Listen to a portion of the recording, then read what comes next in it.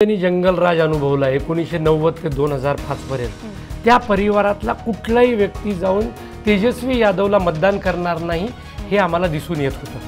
त्याचं कारण अंगावर काटा आणणारे प्रसंग त्यांनी अनुभवलेले होते की एका जिल्हाधिकाऱ्याची जिल्हाधिकारी कार्यालयामध्ये हत्या होते, एखाद्या IPS अधिकाऱ्याच्या पत्नीला उचलून नेऊन मारल्या जातं, रणवीर सेनेचे लोक येतात आणि ते नरसंहार करतात, एखाद्याच्या पटनामधल्या व्यापाऱ्याच्या मुलाचं अपहरण केलं जातं आणि फिरवती मागितल्या जाते, अपहरण केलं जातं. हे सगळं बिहारनी पाहिलेलं होतं. आणि जी मुलं जंगलराजच्या काळात जन्मली, समजा 1990 ते 2005 पर्यंत, ज्यांना आपण आज जेन अल्फा म्हणतो, त्यांच्या घरामधला जंगलराजचा खौफ अजून गेलेला नाही आहे. आणि त्यानंतर नितीश कुमार आले, तर नितीश कुमारनी मंगलराज आणण्याचा प्रयत्न केला, त्यांनी त्या रस्त्यावर घेऊन जाण्याचा प्रयत्न केला. त्या सगळ्यांना असं वाटत होतं की हेच सरकार राहिलं तर किमान मंगलराज राहील. महागठबंधनची समीकरणं चुकली होती की या पक्षांकडनं दिलेले उमेदवार बरोबर होते? ग्राउंडवरची रियालिटी काय होती आणि तुमचं तिकडचं आकलन काय आहे? हर्षदा, बिहारच्या निवडणुकीला आपण 2 टप्प्यात बघितलं पाहिजे.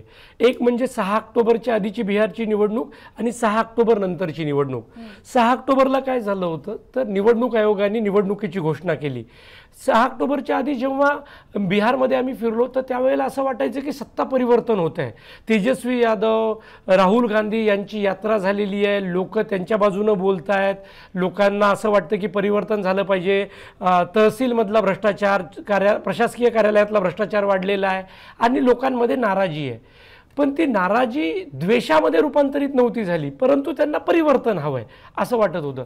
परंतु 6 ऑक्टोबर नंतर जे झालं त्याचा मूळ बदल हा झाला की जे NDA आहे तिथलं राष्ट्रीय लोकशाही आघाडी आहे आणि भाजप, जनता दल युनायटेड, चिराग पासवानचा लोकजनशक्ती पक्ष, RLM आणि हम, हे जे 5 पक्ष आहेत यांनी त्यांचं जागा वाटप आधीच केलेलं होतं.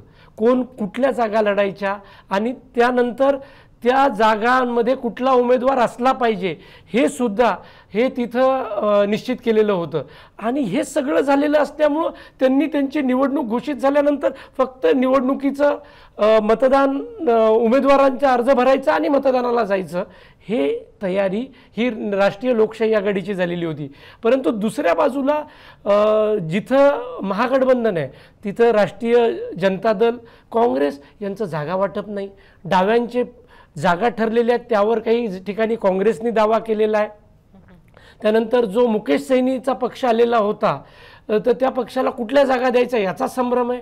तर इतका सगळा घोळ होता आणि त्यात कुठलाही ताळमेळ नव्हता. 6 ऑक्टोबर नंतर 13 दिवस काँग्रेस आणि तेजस्वी यादवमध्ये बातचीत नव्हती की काय करायचं.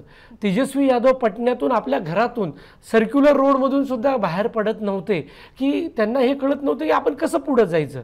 मग ही जी कोंडी होती ती कोंडी पूर्व मुख्यमंत्री अशोक गेहलोत यांनी फोडली आणि काँग्रेस आणि तेजस्वी यादव याची बातचीत चालू झाली. तिथून त्यांचं जागा वाटप चालू झालं आणि जागा वाटप पूर्ण करेपर्यंत लक्षात आलं, अरे ही जागा तर सैनीला चुकून गेली आहे, तिथं RJDकडे उमेदवार आहे, ही जागा RJDकडे गेली आहे, तिथं काँग्रेसकडे मजबूत उमेदवार आहे. त्यामुळं हा जो घोळ घातला त्या घोळाची परिणिती ही झाली की पक्षीय पातळीवर, संघटनेच्या पातळीवर, कार्यकर्ते आणि नेत्यांच्या पातळीवर समन्वय पूर्णपणे विस्कटलेला होता आणि तिथंच ही निवडणूक फिरली. तुला आश्चर्यकारक वाटेल, आकडेवारी पाहिली तर 14 ठिकाणी काँग्रेस, RJD आणि डावे हे मैत्रीपूर्ण लढत आहेत. त्याच्यानंतर 27 ठिकाणी त्रिकोणीय लढाई झाली आहे. त्याच्यात 12 ठिकाणी तर RJDचे बंडखोर आहेत, 4 ठिकाणी डाव्यांचे बंडखोर आहेत. म्हणजे 27 अधिक 12 39 जागा तुम्ही लढाईच्या आधीच गमावलेल्या होत्या. त्याच्यानंतर दुसरी महत्त्वाची गोष्ट की मुकेश सैनीला हे घेऊन आले. मुकेश सैनी तर एकही जागा जिंकताना मला दिसत नाहीत. मुकेश सैनीला 14 जागा दिल्या, त्यांनी मागताना 60 जागा मागितल्या, 18 जागावर अडून बसला आणि त्या 14 जागा दिल्या. तिथं ते उमेदवार कुठले पाहिजे, प्रचाराची रणनीती काय पाहिजे ते ठरलेलं नाही, त्या 14 जागाही हरल्या. त्यामुळं डावे, काँग्रेस, मुकेश सैनी यांच्या मिळून 110 जागा होतात, तिथं 10 सुद्धा जागा जिंकताना दिसत नाहीत. 100 जागा निवडणुकीचा फॉर्म भरायच्या आधी NDAनी जिंकलेल्या होत्या आणि महागठबंधननी गमावलेल्या होत्या. तुम्ही जो उल्लेख केला तो फार महत्त्वाचा आहे, कारण की आपण पण पाहिलेलं होतं की उमेदवारीचा अर्ज दाखल करण्याची शेवटची तारीख आणि मागे घेण्याची शेवटची तारीख इथपर्यंत सुद्धा क्लॅरिटी नव्हती की यांचं जागा वाटप नेमका काय, आणि त्यातनंच ते बंडखोर जन्माला आले. पुढचा मुद्दा मला घ्यायचा आहे तो राजद संदर्भातला. इंटरेस्टिंग ऑब्झर्वेशन हे दिसतंय की इलेक्शन कमिशनच्या वेबसाईटनुसार मी आता पाहते की राजदची मतांची टक्केवारी ही 23% आहे, जी की 2020 इतकीच आहे. मग 2020ला त्याच 23% मतांच्या जोरावर त्यांनी 75 जागा आणून बिहारमधला सगळ्यात मोठा पक्ष ते ठरले, आणि आज तेवढीच मतांची टक्केवारी जी भाजपपेक्षा सुद्धा कमी आहे. भाजपला 21 मतांची टक्केवारी असून 21% मतांची टक्केवारी असून 84 जागा ते आणतायत. मग राजद 23% घेऊन सुद्धा जवळपास 33 वर आटोपलेली आपल्याला का पाहायला मिळते? त्याचं सर्वात महत्त्वाचं कारण भाजप आणि जनता दल युनायटेड 101 जागा लढत आहेत आणि राष्ट्रीय जनता दल हे 143 जागा लढतं. जो जास्त जागा लढेल त्याची मतांची टक्केवारी वाढणार हे निश्चित आहे. तुला महत्त्वाचा आकडा सांगतो की या वेळेला सगळ्यांना असं वाटत होतं की RJD खूप चांगलं करेल, पण ते करणार नव्हते. त्याचं कारण असं होतं 2020ला RJD त्यांच्या पीकवर होते. 2.5 वर्ष विरोधी पक्षनेतेपदी राहिलेले तेजस्वी यादव यांच्याबद्दल सहानुभूती होती. त्यावेळेला डावे, काँग्रेस आणि तेजस्वी यादव यांच्यामध्ये समन्वय खूप चांगला होता, जागा वाटप चांगलं झालं होतं. आणि पलटूराम म्हणून ही प्रतिमा झालेल्या नितीश कुमार यांच्या विरोधामध्ये नाराजी 2020ला होती, जी 2025ला नव्हती. आणि या निवडणुकीमध्ये नितीश कुमार यांची तब्येत चांगली नाही. नितीश कुमार हे आजारी आहेत, ते विसरतात, ते सभेत बरळतात आणि ते मुख्यमंत्री नसून प्रतिमुख्यमंत्री संजय झा आहेत, अशा पद्धतीच्या चर्चा होत्या. परंतु जनतेमध्ये मात्र एक भावना होती की नितीश कुमारांनी सामाजिक सुरक्षा दिली, सामाजिक विकास केला आणि आम्हाला एक चांगला बिहार दिला.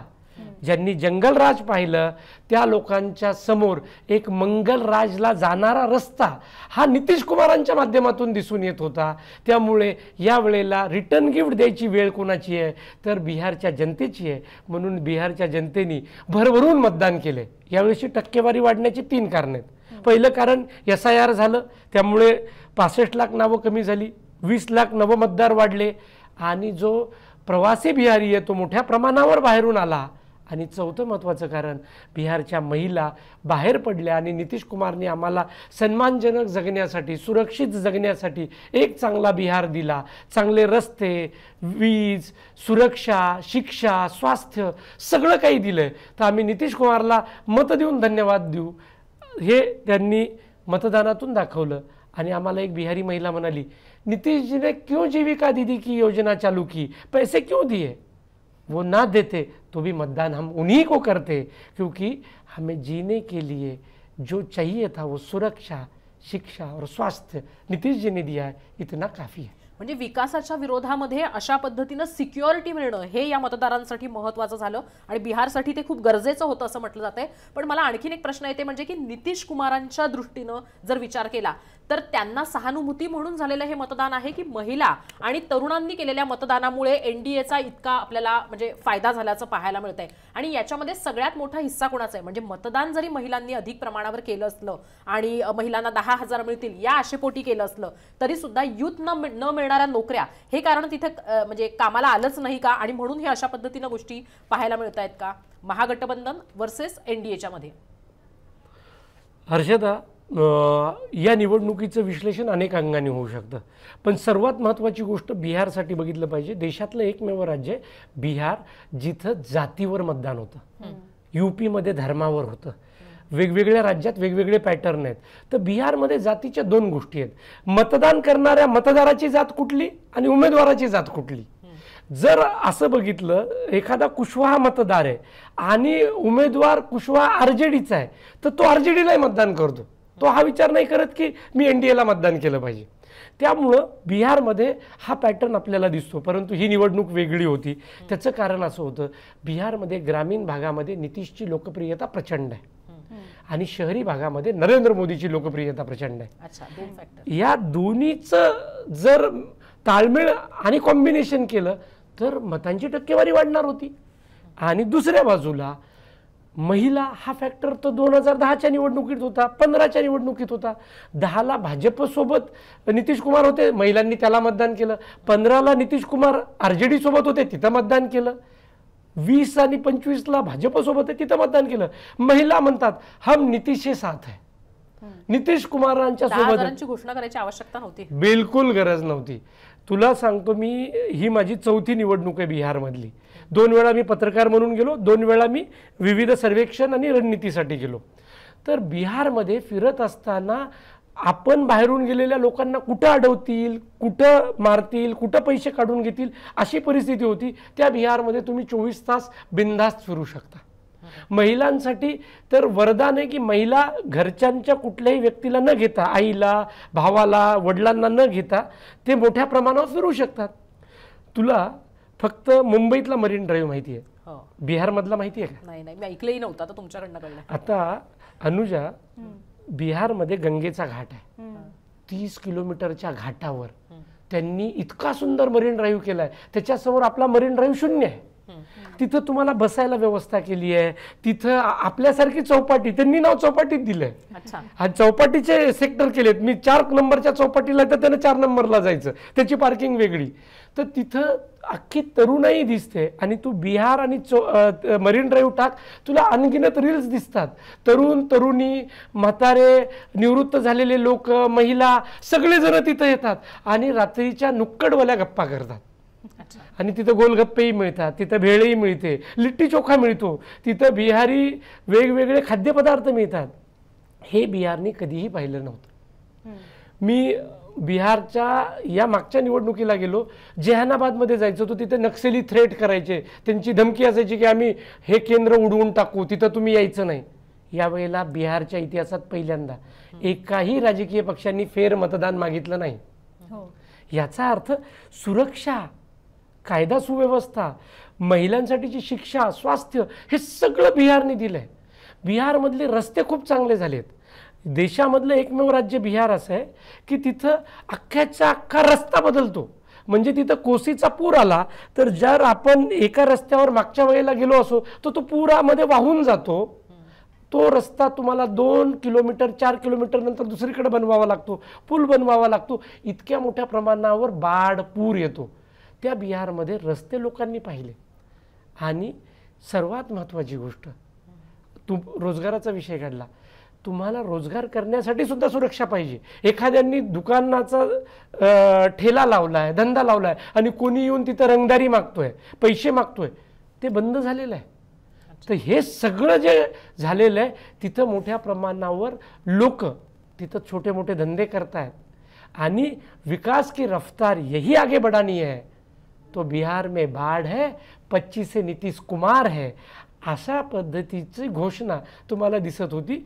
लोकांना जंगलराज नकोय आणि एक विकासाचा रस्ता हवाय, म्हणून हे झालेलं मतदान आहे. आता ब्रह्मनाथकर सरांनी जो उल्लेख केला त्याच्याबद्दल एक माहिती आजच समोर आणण्यात आलेली आहे. आणि त्या माहितीनुसार जर पाहिलं, त्यांनी उल्लेख केला की तिकडे रिपोल्स खूप व्हायचे. 1985 मध्ये 63 मृत्यू झालेले होते आणि 156 बूथ्सवर रिपोल्स घ्यायची वेळ आलेली होती. 1990 मध्ये सुद्धा 87 त्याच्यामध्ये डेथ्स झालेल्या होत्या. 95 मध्ये TN सेशन यांनी बिहारची निवडणूक 4 वेळेला पुढे ढकललेली होती. एवढ्या मोठ्या प्रमाणात तिकडे हिंसाचार झालेला होता आणि इलेक्ट्रल माल प्रॅक्टिसेस सुद्धा सापडलेल्या होत्या. 2005 मध्ये सुद्धा 660 बूथवर रिपोल घ्यायची वेळ आलेली होती. तेच आता 2025 उजाडलेला आपण पाहतोय की ज्याच्यामध्ये एकाही ठिकाणी रिपोल घ्यायची वेळ आली नाही, जी माहिती आता ब्रह्मनाथकर सरांनी दिली. आता तुम्ही इतके प्लस पॉईंट सांगितलेले आहेत नितीश कुमार आणि JDUच्या संदर्भातले की त्यातनं मला हा प्रश्न पडलेला आहे की भाजपच्या या 88 जागा मग येत आहेत कुठून? ज्या पद्धतीने महाराष्ट्रामध्ये भाजप सांगायची की मोदींचा करिश्मा, भाजपचं एक जे वाढत चाललेलं आहे सगळी वेव्ह जी येते त्याच्यामुळे कुठेतरी शिवसेनेचे सुद्धा त्यावेळेला 18 खासदार निवडून आले वगैरे अशा पद्धतीने सांगितलं जायचं. बिहारमधली ही परिस्थिती उलटी आहे का? JDUच्या वोट ट्रान्सफरमुळे सुद्धा आणि JDUच्या चांगल्या कामगिरीमुळे सुद्धा भाजपच्या आज 88 तिथे जागा येत आहेत का? अनुजा, बिहारची निवडणूक भाजपने कधी चालू केली होती तर लोकसभेचे जेव्हा निकाल लागले तेव्हाच चालू केली होती. त्याचं कारण होतं की लोकसभेमध्ये 400 पारचा नारा होता आणि 240वर भाजप आली. त्यांना त्याची पुनरावृत्ती ही बिहारमध्ये नव्हती करायची. तर बिहारचे भाजप प्रभारी विनोद तावडेंनी मागच्या 2 वर्षात प्रचंड मेहनत घेतली. तावडेंनी तिथं काय केलंय तर सुशील कुमार मोदी हे बिहारचे एक छत्र नेते होते. ते बनिया होते. तर मोदींनंतर असा कुठलाही नेता नव्हता की जो बिहारचा भाजपचा चेहरा म्हणून ओळखला जायचा, परंतु गटतट खूप होते. त्या गटतटांना एकत्रित आणण्याचं काम आणि एकोप्याने एका मंचावर आणून त्यांचं म्हणणं ऐकून घ्यायचं काम विनोद तावडेंनी केलं. आणि दुसरं महत्त्वाचं काम विनोद तावडेंनी 3 महिन्यापूर्वी हे जे भाजपचे मित्रपक्ष आहेत त्यांनी कुठल्या जागा लढवायच्या, कुठल्या जातीनं कुठल्या जागा लढवायच्या, उमेदवार कुठल्याही पक्षाचा असला तर त्याची जात मात्र ठरवून घेतली होती. त्याचं श्रेय विनोद तावडे आणि भाजपचे गृहमंत्री अमित शहा यांना जातं. वोट चोरीचा मुद्दा हा मागच्या वर्षभरापासून बोलल्या जातात. त्यानंतर यांनी बिहार निवडणुकीच्या आधी वोट चोरीवर पत्रकार परिषद घेऊन सांगितले की एवढे मतदार दुबार आहेत, एवढे मतदार मृत आहेत. मतदानाच्या आदल्या दिवशी नाही, ते तर केलंच, त्याच्या 2 महिने आधी केलं. मग निवडणूक आयोगाने काय केलं, SIR काढलं. SIR मध्ये तिथल्या मतदार यादीची छाननी केली तर 65 लाख दुबार मतदार, मृत मतदार, अस्थायी मतदार जे दुसरीकडे गेलेले ते सगळे काढले ना. आत्ता काँग्रेस वोट चोरीचा आरोप कसा काय करू शकतं की बाबा रे वोट चोरी झालेली आहे. तर आता मतदार यादी स्वच्छ झालेली आहे. असा बिहारमधला एकही मतदार नाही म्हणाला की माझं नाव आहे आणि माझं मतदार यादीत माझं कार्ड आणि मतदार यादीत नाव नाही आहे. तर यावर तर उत्तर निवडणूक आयोगाने दिलेलंच आहे. हे सगळं झालेलं असताना आता त्यांनी दुसरा मुद्दा मांडला की पैसे दिले. तर हे लक्षात घेतलं पाहिजे, महाराष्ट्रातली लाडकी बहीण योजना आणि बिहारमधील जीविका दीदी योजना यात फरक आहे. महाराष्ट्रात दर महिना 1,500 रुपये दिला जातो, बिहारमध्ये दिल्या जात नाही. बिहारमधल्या महिलांच्या जीविकेसाठी जीविका दीदी योजना आणली. त्यांना उद्योगधंदा करण्यासाठी, त्यांच्या गृह कर्जासाठी, स्वतःच्या खर्चासाठी एकमुष्ट रक्कम देणार आहेत. 10,000, 15,000, 20,000. त्यांनी असं काहीही घोषित केलं नाही की आम्ही महिन्याला देऊ. तर जेव्हा केव्हा तुम्ही कुठला धंदा चालू करणार आहेत, एखाद्या महिलेला 20,000 मिळतील, एखाद्याला 40,000 मिळतील. आणि ते यासाठी दिले जातील की तिथल्या महिलांना रोजगार उपलब्ध करून द्यावा आणि तिथल्या बचत गटांना काम दिल्या जावं. आणि हे तिथल्या महिलांना पटलेलं आहे. आणि तिसरा महत्त्वाचा विषय तू जो म्हणलास, काँग्रेसनी तिथं निवडणूक कशी लढवली. मला असं वाटतं काँग्रेस ही बिहार UPमध्ये निवडणूक लढवतच नाही, ती फक्त लुटूपुटूची लढाई खेळते की बाबा आपला पक्ष आहे, नेते आहेत, मग तिकीट द्या आणि जसं आहे तसं लढा. का पण म्हणजे त्याचं कारण असं आहे, 1990 नंतर मंडल कमंडलचं राजकारण आल्यानंतर तिथला दलित, तिथला यादव, तिथला OBC, MBC हे सगळे मतदार इतर पक्षांनी पळवून नेले. म्हणजे काँग्रेसचा तिथं मतदारच उरलेला नाही आणि काँग्रेस तिथं 61 जागा मागतं, त्यांच्याकडे उमेदवार नाहीत. अशा वेळेला जर लढवायचं तर त्यांनी 2 वर्ष मेहनत करायला पाहिजे होती, संघटन उभं करायला पाहिजे होतं, तसे उमेदवार द्यायला पाहिजे होते, निवडणूक लढवायला पाहिजे होती. मागच्या वेळेला काँग्रेसने 70 जागा घेतल्या, 19 जागा निवडून आल्या. यावेळेला 61 जागा घेतल्या, 4-5 सुद्धा जागा निवडून येत नाहीत. त्यामुळे काँग्रेसने ही निवडणूक अर्ध्या मनाने, हाफ हार्टेडली ज्याला आपण इंग्रजीत म्हणतो तशी लढलेली आहे. आणि काँग्रेसचं केंद्रीय नेतृत्व हे गंभीर नव्हतं, राज्यात तर नेतृत्वच नाही. एखाद्या काँग्रेस बिहारच्या नेत्याचं नाव तुम्ही सांगा म्हटलं तर आपल्याला विचार करावा लागतो, कारण असं एक नेतृत्व त्यांच्याकडे नाही. यावेळेला त्यांचे प्रदेशाध्यक्ष राजेश राम मागच्या 2 वेळेला निवडून आलेत, या वेळेला कुटुंबामधून पराभूत होतील. आम्ही तिथं फिरत होतो, मागे होते ते मग आजपासून. आणि यावेळेला आमची मुलं तिथं फिरायची तर ते म्हणाले अरे इन्होंने तो कुछ काम ही नहीं किया है, ये दिल्ली वाले पटना वाले नेता है. लोक त्यांना पराभूत करतील. त्यामुळे काँग्रेसनी ही निवडणूक गंभीरतेनं लढली नाही आणि काँग्रेस आणि तेजस्वीचं पटलेलं नाही. काँग्रेसचं म्हणणं होतं तेजस्वी यादव यांचं मुख्यमंत्री पदाचं नाव घोषित करू नये, परंतु तेजस्वीचं म्हणणं होतं ते घोषित केल्याशिवाय मी निवडणुकीला पुढे जाणार नाही. काँग्रेसचं म्हणणं होतं 4 आपण उपमुख्यमंत्री घोषित केले पाहिजेत, 1 मल्हार केलं पाहिजे जे सहनींना केलं, 1 दलित, 1 मुस्लिम आणि 1 सवर्ण जातीतून करायचा, राजपूत किंवा भूमिहार. पण हे ऐकलं नाही, त्यामुळे काँग्रेसने ती निवडणूक सोडून दिली. आणि जेव्हा निकाल येतील तेव्हा आरोप करणं हे राजकारण आहे. तुम्ही उदाहरण देत होतात सर, मगाशी राहिला होता तो मुद्दा, कसं बदललं? हां, आता भाजपनी जी ही आकडेवारी मिळवली आहे त्याचं कारण हे आहे, ज्या जागा हरल्या तिथं भाजप का हरलं त्याचं विश्लेषण केलं. जर त्या मुस्लिम बहुल आहेत त्या जागा त्यांनी LJPला दिल्या आणि दुसरी जागा त्या JDUला दिल्या. एक उदाहरण देतो. LJP एक जागा लढते चेन्नारी, मागच्या वेळेला काँग्रेस जिंकली होती. मुरारी प्रसाद गौतम हे काँग्रेसचे उमेदवार होते. यावेळेला भाजपनी मुरारी प्रसाद गौतमला बोलवलं आणि म्हणालं तू LJPच्या उमेदवारीवर उभं राहा, तुला तिकीट द्यायची आम्ही व्यवस्था करतो, आणि मुरारी प्रसाद गौतम चांगल्या मतांनी निवडून येताना दिसत आहेत. एक जागा होती बिहारमधली चैनपूर ही जागा मागच्या BSP जिंकलेलं होतं. तिकडे जनसुराज खरं तर आघाडीवर पण होतं सुरुवातीला होतं, कारण तिथं लढाई जनसुराज आणि JDUचे जे यावेळेसचे उमेदवार आहेत MD जामा खान यांच्यामध्ये.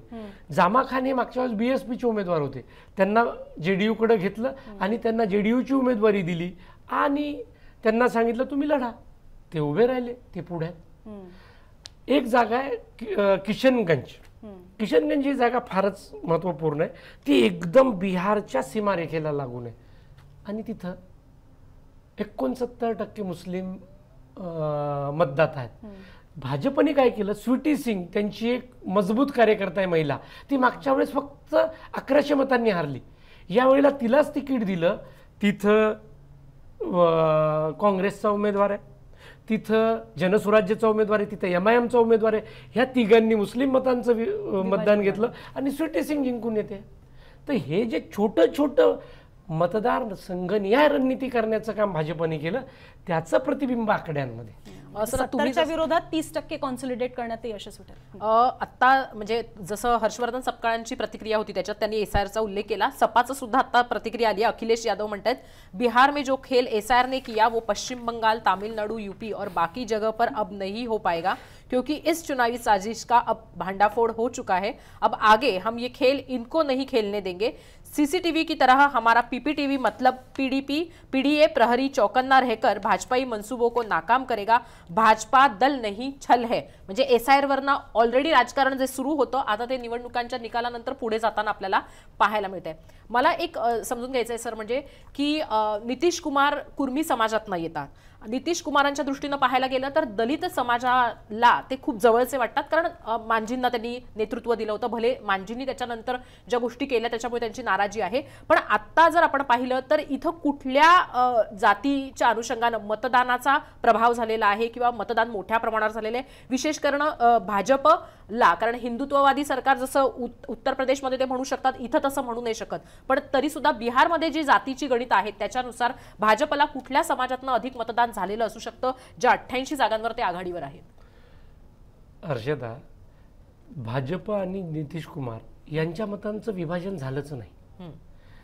सगळ्यांना वाटलं होतं प्रशांत किशोर आल्यानंतर सुवर्णांचं आघड्यांचं मतदान घेतील. बिहारच्या राजकारणात 4 ध्रुव आहेत. ते 4 ध्रुव असेल, मुस्लिम आणि यादव RJD कडे, दुसरा ध्रुव आहे सुवर्ण, हा जो ध्रुव आहे तो भाजपकडे. आता उरला पिछडे. आपल्या इथं पिछडे म्हणलं, मागास म्हणलं की दलित येतात, पण बिहारमध्ये पिछडे आणि अतिपिछडे असे 2 वेगवेगळे ध्रुव आहेत. पिछड्यांमध्ये यादव हे थोडे पिछडे आहेत, अतिपिछड्यांमधल्या जाती कुर्मी, कुशवाहा, मल्ला, निषाद, जाटव अशा सगळ्या छोट्या मोठ्या जाती येतात. तर या जातींना गोलबंद करणं, एकत्रित करण्याचं काम नितीश कुमारने केलं. त्यामुळे या जाती एकछत्रपणे नितीश कुमारच्या मागे आहेत. मग या निवडणुकीत मतांचं विभाजन हे महागठबंधनचं झालं, मतांचं विभाजन NDAचं झालेलं नाही. मग ते म्हणजे JDUच्या दृष्टीनं जर आपण पाहिलं किंवा लोजपच्या दृष्टीनं जर आपण पाहिलं, लोजपसाठी सुद्धा पासवान मतं एकवटली यावेळेस असं म्हणता येईल का मग आपल्याला? 100%.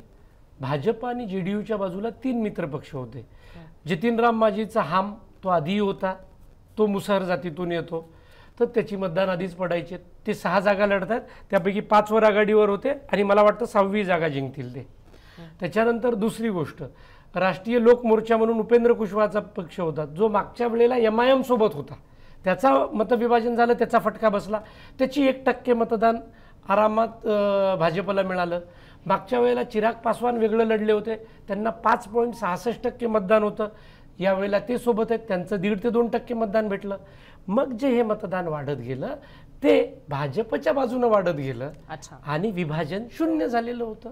म्हणजे भाजपला फायदा झालेला आहे जेडीयूच्या मतांचा, म्हणजे जे काही पिछडा मतदान जे आहे ते भाजपच्या पारड्यात पडलेलं आहे या दोन पक्षांमुळे. अगदी बरोबर. काही सीट्स बद्दल बोलायचं झालं तर म्हणजे अगदी आता आम्ही बघत होतो, आम्ही या लाईव्ह सुरू केलं सेकंड टाइमचं, त्याच्यात असं दिसतंय की उलट तेज प्रताप आणि तेजस्वी दोघंही पिछाडीवर आहेत, पण तुमच्या प्रेडिक्शनमध्ये दोघंही जिंकतील आणि त्याच्यामध्ये कदाचित तेजस्वी जिंकणं याच्याबद्दल फार नवल वाटण्यासारखं नाहीये, कारण बऱ्याचदा पक्ष ची पिछेहाट झाली तरी त्यांचे प्रमुख नेते जिंकत असतात, त्यांचे गड राखत असतात. महाराष्ट्रात तर त्यालाही अपवाद आपण पाहिलेले आहेत की अनेक जण स्वतःच्या गड मानल्या जाणाऱ्या मतदारसंघातनं सुद्धा पराभूत झाले जेव्हा अशाच स्वरूपाचा निकाल हा महाराष्ट्रात लागला.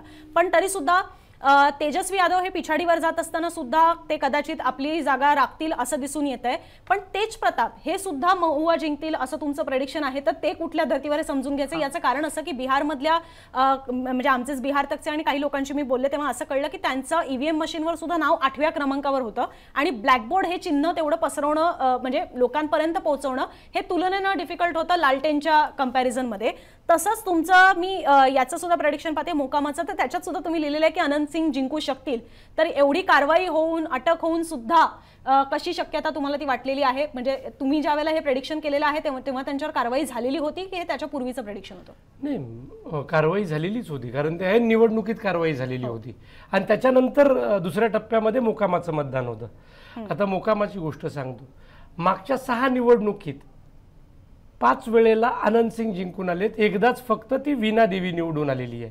आणि त्यांचं वैशिष्ट्य असं आहे, मागच्या वेळेला आनंद सिंग कुठल्या पक्षाकडून निवडणूक लढले होते? RJD कडून.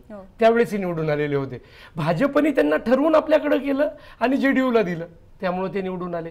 अनंत सिंग हे रॉबिन हुड आहेत, ते तिथल्या भूमिहार समाजाचे नेते आहेत आणि तिथं त्यांचं चांगलं काम आहे आणि त्यांच्या प्रचारासाठी लल्लन सिंग आणि भाजपचे एक नेते तिथं डेरा टाकून होते की ते निवडून आले पाहिजेत, कारण आनंद सिंगचा प्रभाव त्यांच्या आजूबाजूच्या 20-25 मतदारसंघात होता. त्यामुळं आपल्याला बाहेर जाऊन किंवा बाहेरून जे चित्र दिसतं ते प्रत्यक्षात असत नाही. आणि दुसरी महत्त्वाची गोष्ट, तेजस्वी यादव निवडून येतील असं माझं मत आहे.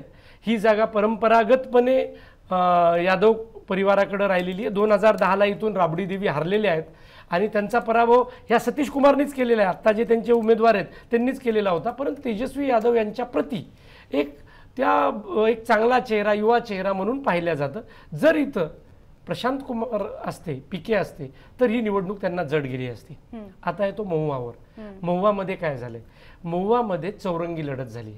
मागच्या वेळेसच्या ज्या RJDच्या उमेदवार होत्या आसमा परवीन, त्या अपक्ष आहेत. नाही, त्यावेळे JDUच्या उमेदवार होता आसमा परवीन, त्या अपक्ष आहेत. मुकेश रोशन जे RJDचे आमदार आहेत ते यावेळेला उमेदवार आहेत. आणि तिसरे LJPचे जे उमेदवार आहेत संजय कुमार, हे राजपूत आहेत. आणि तेज प्रताप यादव, हे अशी चौरंगी लढत आहे. त्याच्यात तेज प्रताप यादवनी तिथं मेडिकल कॉलेज दिलेलं आहे, रस्ते केलेले आहेत, लोकांबद्दल त्याच्याबद्दल सहानुभूती आहे. यादव मतदान आणि काही प्रमाणात मुस्लिम मतदान जर आलं तर तेज प्रताप यादव निवडून येतील. परंतु जर यादवांनी मोठ्या प्रमाणावर मुकेश रोशनलाच मतदान केलं तर संजय कुमार आणि मुकेश रोशनमध्ये ही लढाई होईल. तू म्हणालीस तसं या निवडणुकीमध्ये जनशक्ती जनता दलानी मोठ्या प्रमाणावर उमेदवार उभे केले होते 45. तिथं मात्र मोठ्या प्रमाणावर फटका RJDला बसतोय. त्यामुळे RJDच्या मतामध्ये सुद्धा विभाजन आपल्याला तिथं आहे. मगाशी आपण महिलांच्या संदर्भात बोललो, पण खास करून बेरोजगार जो तरुण आहे, काही पोल्समध्ये असं दिसून येत होतं की बेरोजगार तरुणांच्या जीवावर सुद्धा RJDला एक चांगली मुसंडी मारता येऊ शकते किंवा गेल्या वेळेसचा रेकॉर्ड हा कायम ठेवता येऊ शकतो. इंटरेस्टिंगली त्याच्यामधली एज वाईज हे फरक पाहिला तर 18 ते 19, त्याच्यानंतर 20 ते 29 आणि फार तर फार 29 ते 40च्या दरम्यान जे आहेत, जे नवमतदार आहेत किंवा जे आत्ताच तरुण वर्गात मोडतात ते RJD सोबत जातील असं म्हटलं जात होतं. कारण तेजस्वी यादवांनी तसे नोकऱ्यांची आश्वासनं दिलेली होती. त्याच्यामधल्या अनेकांचं म्हणणं होतं की ती अवास्तव सुद्धा वाटत होती, त्याच्यातली ती अतिशयोक्ती सुद्धा वाटत होती की एवढे 3 कोटींपर्यंतचे जॉब्स तुम्ही आणणार कुठून आणि एवढे देणार कसे. तर हा बेरोजगारीचा मुद्दा किंवा ते कार्ड हे तेजस्वी यादव यांना तेवढं इफेक्टिव्हली मुळात वापरता आलं नाही का आत्ताचे निकाल लक्षात घेता? आणि जंगलराजच्या कॅम्पेनला सुद्धा त्यांनी तेवढं काउंटर केलं का? कारण की तेजस्वी यादव यांच्या सभांना गर्दी खूप दिसून यायची, पण मग ती परावर्तित होताना पण पाहायला मिळत नाहीये. मला असं वाटतं अनुजा, तेजस्वी यादव यांची निवडणूक 2020ची होती. त्यावेळेला त्यांनी एन केन प्रकारेनं रणनीती करून निवडून यायला पाहिजे होतं, तर ते सत्तेत बसले असते. यावेळेला काय झालं, त्यांनी जो 2020ला डाव खेळलेला होता, सिंचाई पढ़ाई लिखाई दवाई इसकी जरूरत बिहार को है, तो यावेळेला नव्हता. यावेळेला ते असे गेले की मी मोठमोठी आश्वासनं देईल, प्रत्येक घरात नोकरी देईल. कसं शक्य? बिहारमध्ये जनसंख्येचं प्रमाण जास्त आहे, परिवार खूप आहेत. अशा वेळेला तो कसं काय नोकरी देऊ शकणार होता? आणि लोक म्हणायचे अरे 9वीं पास हमें काहे नौकरी दे पाएगा, वो पहले अपनी कुर्सी बचा लेवे. तर ही जी गोष्ट होती ना ती तिथं होती. त्यामुळं तू एक गोष्ट लक्षात घे की हे पूर्णपणे चित्र हे यावेळेसचं नितीश कुमार आणि भाजपच्या बाजूचं होतं. यावेळेला विरोधकांना ना कुठला नॅरेटिव्ह देता आला, ना चांगले उमेदवार देता आले. आणि तू जो दुसरा मुद्दा मांडलास की यावेळेला युवकांना आकर्षित करण्यात कोण यशस्वी झालं, तर यावेळेला युवकांना आकर्षित करण्यात मोठ्या प्रमाणावर प्रशांत किशोर यांना यश आलं. परंतु युवकांचं मतदान 3 ठिकाणी गेलं. ते मुस्लिम यादव यांचं मतदान तेजस्वीकडे गेलं, जे नवमतदार होते आणि प्रवासी बिहारी होते ते मतदान गेलं प्रशांत किशोरकडं, आणि शेवटचं जे मतदान होतं ते म्हणजे जे आगडे अति पिछडे होते ते भाजपकडे गेलं. त्यामुळे ते मतदान विभाजित झालं. ते आकड्यांमधून दिसून येते. खरं तर आपल्यासोबत अभिजित सर सुद्धा जोडले गेलेले आहेत. मला ह्यातलाच एक उपप्रश्न होता, म्हणून मी मगाशी जसं म्हणाले की जंगलराजला काउंटर नरेटिव्ह किंवा काउंटर कुठला ठेवता येऊ शकलेलं नाहीये का? कारण की आजकाल विरोधकांच्या एकंदरीतच काय म्हणतात त्यांचे जाहीरनामे वचननामे आणि भाषणांमध्ये हे पाहायला मिळतं की महाराष्ट्रात जसं पाहिलं की हे 1500 देत आहेत मग आम्ही 3000 देतो, सो तुम्ही जे देताय त्याच्या डबल आम्ही काहीतरी करू, किंवा तुम्ही एवढंसं देतात आम्ही आणखीन काहीतरी भव्य दिव्य करू, एवढीच कॅम्पेन स्ट्रॅटेजी मर्यादित असलेली पाहायला मिळते. म्हणून तो प्रश्न होता की तेजस्वी यांच्या रॅलीजमध्ये येणारी जी लोक होती त्यांना त्यांच्याकडनं काय अपेक्षित होतं आणि ते डिलिव्हर करण्यामध्ये कुठेतरी ते कमी पडले का?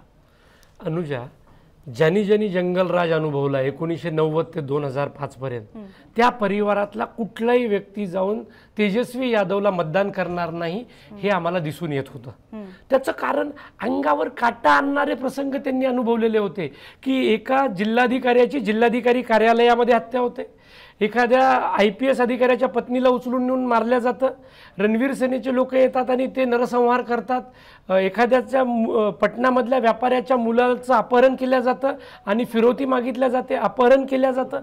हे सगळं बिहारनी पाहिलेलं होतं.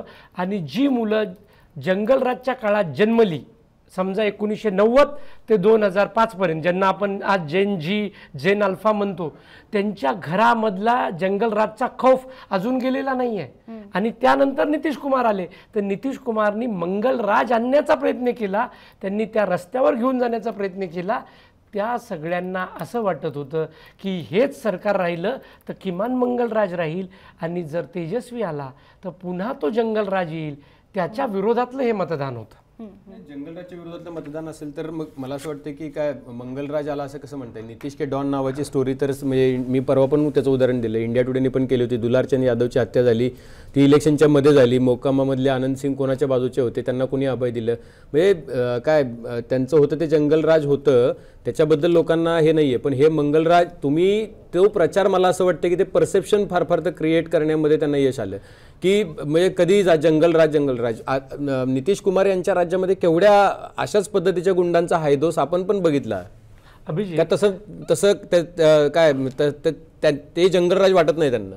अभिजित, जंगलराज म्हणजे काय हे तुला परिभाषित करतो. जंगलराज म्हणजे एखाद्याने गुन्हा केलाय त्याला सरकार वाचवतंय किंवा सरकार प्रयोजित घडलेली घटना म्हणजे जंगलराज. एखाद्या 2 व्यक्तींमध्ये खून, मारामाऱ्या, गुंडगिरी होणं हे काही कमी नाही. आता पुण्यात गेलं तर पुण्यामध्ये दिवसाढवळ्या मागच्या 2 वर्षामध्ये 10-15 खून झाले, तर तिथं सरकारने कोणाला वाचवण्याचा प्रयत्न केला नाही. बिहारमध्ये ते व्हायचं की अरे किसी ने उठवा लिया है तो वो अपना है, तो पुलिस गिरफ्तारी नहीं करे.